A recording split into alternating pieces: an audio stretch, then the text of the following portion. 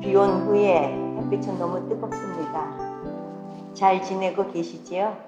오늘 말씀은 마가복음 14장 68절에서 71절에 있는 말씀입니다.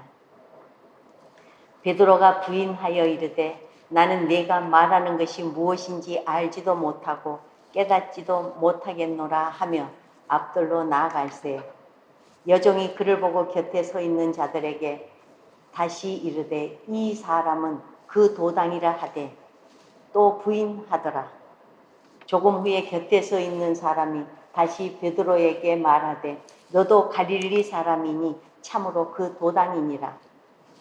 그러나 베드로가 저주하여 맹세하되 나는 너희가 말하는 이 사람을 알지 못하노라 하니 아멘.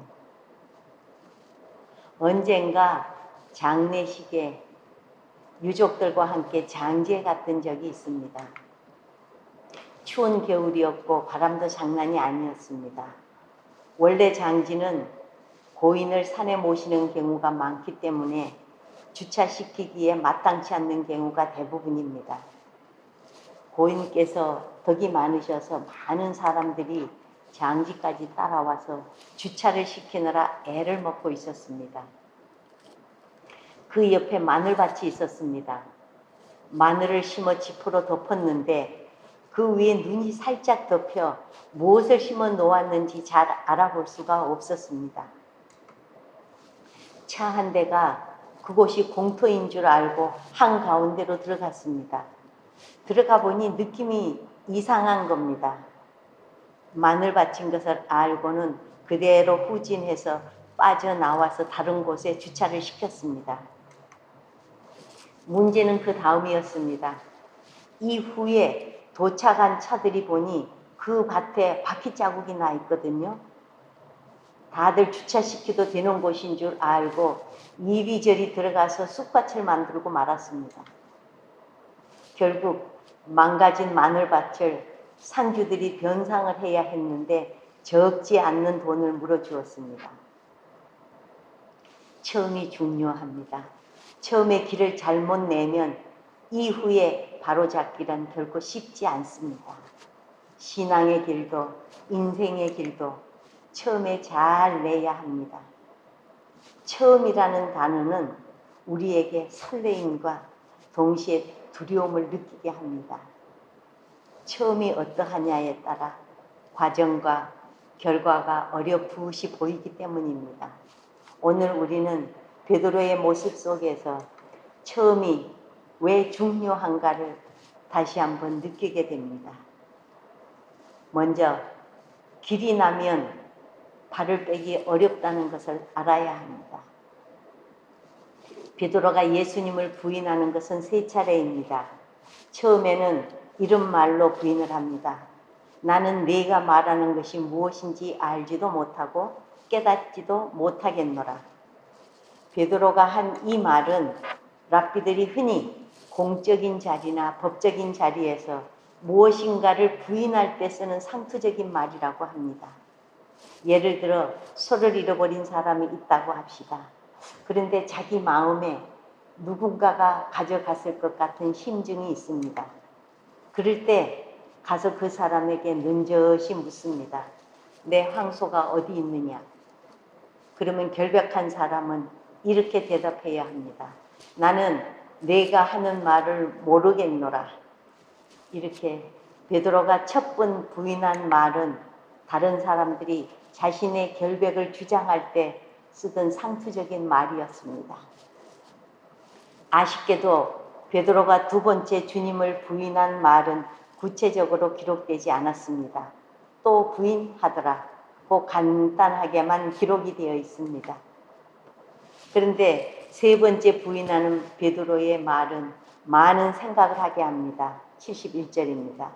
베드로가 저주하여 맹세하되 나는 너희가 말하는 이 사람을 알지 못하노라.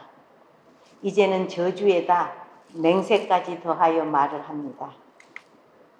처음에는 내가 말하는 것을 이해할 수 없다고 말하더니 이번에는 예수님을 이 사람으로 거론하면서 모르겠다고 말을 합니다.